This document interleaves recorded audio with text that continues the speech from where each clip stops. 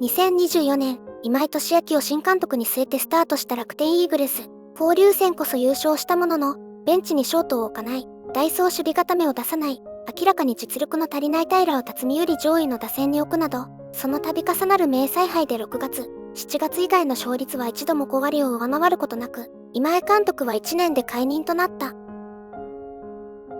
さて、今シーズンは2020年以来となる三木一軍監督で始まるわけなんですが、今シーズンの戦力や戦い方は一体どういったものになるのか、今シーズンの楽天イーグルスの戦力や特色を解説していこうかと思います。面白かったらチャンネル登録と高評価、お願いします。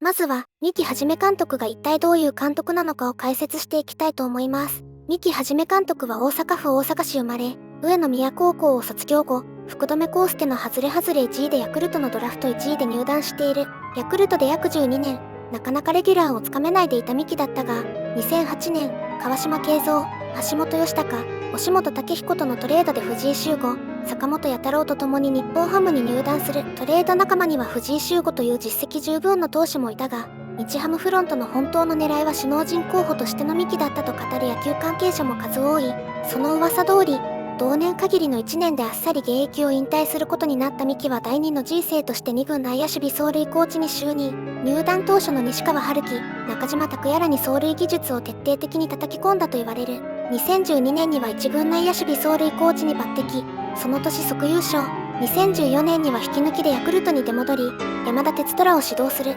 2015年には1軍作戦兼内野守備走塁コーチとして真中監督の右腕として手腕を振るい、1軍指導者としては2度目の優勝を味わった。監督の真中光曰く、自分が関係した野球人の中で一番野球を知っているのだとか。2018年には2軍チーフコーチとして村上宗隆を指導する。2019年に石井一久 GM の手によって楽天イーグルスの2軍監督に就任。楽天2軍を初のイースタン優勝に導く。2020年にはその実績を買われ1軍監督に昇格したものの、1年で2軍監督に出戻りとなった。詳細は不明だが、三木監督が過酷な1軍監督業にギブアップしたのではないかと言われている。その後も2軍監督として1度の優勝を経験する。1軍で2度、2軍監督でも2度の優勝を経験している三木監督の指導者での輝かしいキャリアの中でも、特筆すべきは盗塁王を獲得した選手の数だ。日本ハム時代に西川遥輝、中島拓也を指導し、ヤクルト時代には山田哲人、楽天時代には小深田大翔を指導している。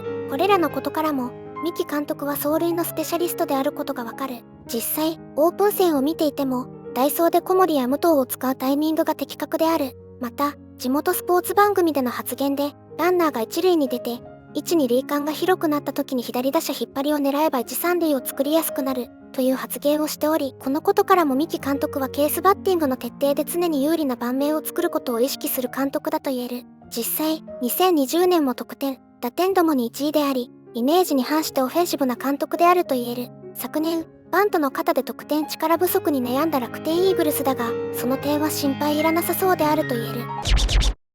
続いて、現有戦力を見ていこうと思う。楽天イーグルスのレギュラー選手は、小郷、辰巳、村林、小深田、宗山などである。これらの選手に共通するのはまず、足である。特に三木監督との指導経験が深い小深田、小郷らはリーグ上位の盗塁数を記録しており、足を絡めた攻撃が非常にいやらしい選手である。昨年はチーム全体での四球数が100以上減っており、初球から振っていけ、のような指示が出ていそうだが、今年はオープン戦での6安打8四球などの数字を見る限り、そのような心配はいらなそうである。基本的には四球で出塁し、足を絡めて内野ゴロや単打の間に1点のような、非常にインテリジェンスの要求される頭を使った野球が展開されそうである。典型的な例がオープン戦最終戦の中日戦だ。ランナー1、3塁で1塁ランナーがスチールを仕掛けると、新人の石井は何の疑問もなく2塁へ。すると、3塁ランナーがそれを見てホームに激走。ホームスチールとなり1点を取り勝ち越し、これが決勝点となったのである。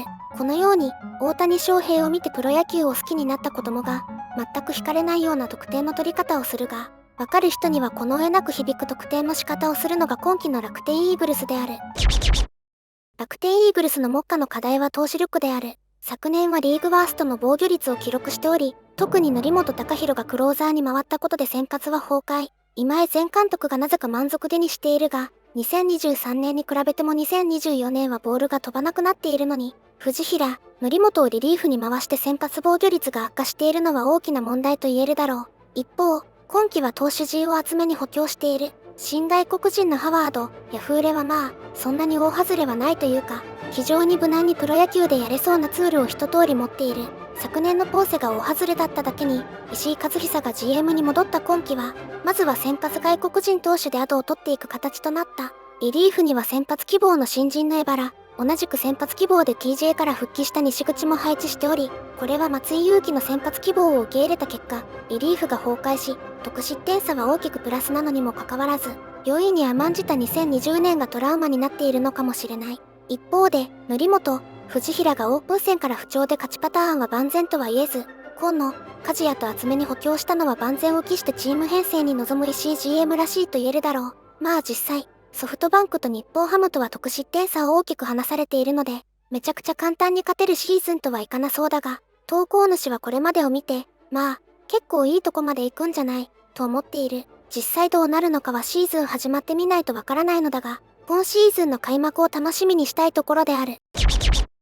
以上のように、今シーズンの楽天イーグルスは、三木はじめ監督の采配によって機動力を生かした戦い方を徹底し、出塁率を重視しながら少ないチャンスを確実に得点につなげる戦術を取ることが予想される。特に、昨年課題となった四球数の減少については、オープン戦のデータから改善傾向が見られ、選球眼を重視した戦い方が復活する兆しを見せている。また、盗塁を絡めたケースバッティングの徹底や、ランナーを生かした戦術により、緻密な攻撃で相手投手陣を揺さぶる試合展開が増えるだろう。一方、投手陣については、リーグワーストの防御率を記録した昨年の反省を生かし、新外国人投手の補強や、リリーフ陣の厚みを増すことで、長期的な安定感を狙っている。特に、リリーフ陣には実績のある梶谷や今野を加え、則本や藤平の調子次第では新戦力の台頭にも期待がかかる。とはいえ、ソフトバンクや日本ハムと比較すると得失点差の面ではまだまだ課題が残るため、優勝争いに加わるには今後のチームの成長が鍵となるだろ